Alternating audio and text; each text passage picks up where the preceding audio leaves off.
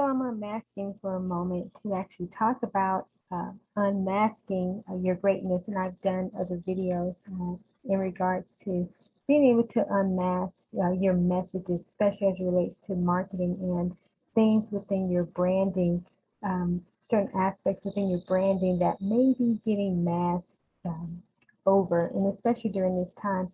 And I just want to say that this is not the time to really be covering up things that really need to come to surface. So there's a lot that's within you, a lot that wants to come forth because there's a unique factor about your branding that hasn't been expressed yet.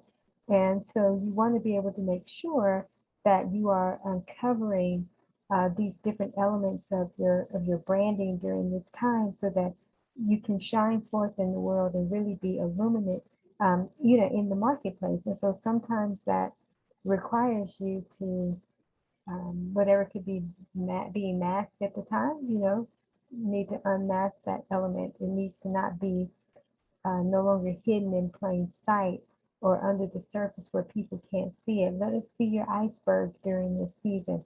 Let us see the work that's been done underneath. Let us see that come forth. So I want you to consider being able to share some of those elements about your personal branding story and then your professional branding story and marrying it together and just start thinking about what can you unmask at this point. And again, having something sort of masked doesn't mean that you're not being authentic or you're not being real or you're keeping it hidden on purpose.